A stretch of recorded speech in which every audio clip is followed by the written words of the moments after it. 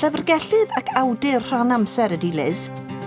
Daeth draw i wneud y cwrs dwys mwyn cael bod yn diwtor y Gymraeg nôl yn Melbourne. Dwi'n dysgu Cymraeg yn y clwb Celtaidd ym Melbourne.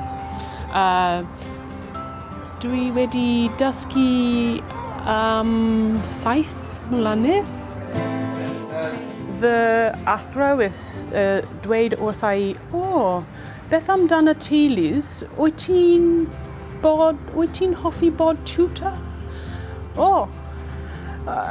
Dwi ddim yn rigol, ond dwi'n mwyn hen iaith i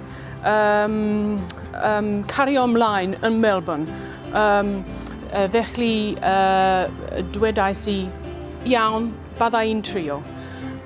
Mae fy ngwri Andrew dweud wrtha i, mae rhaid I ti fynd yn ôl I Gymru yn gwneud y cwrs haf. Felly, dwi'n dama. Dyn ni'n dweud dysgus.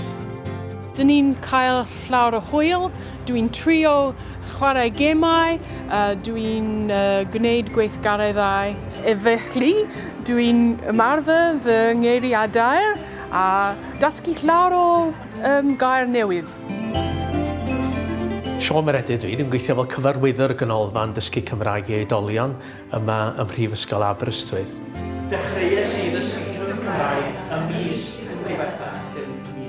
Felly mae gennym ni dros 60 o ddysgwyr yma.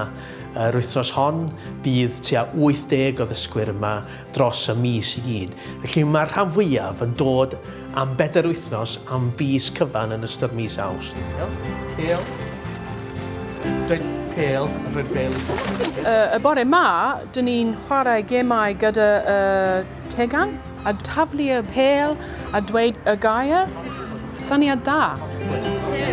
Dwi'n edrych a byddai'n copio Siôn. Pan nes I dechrau y cwrs, roedd fel y ceiniogau. Drop, drop, drop. Pob lwc I ti, Liz, wrth I ti fynd at y sgiliau newydd nôl I Awstralia.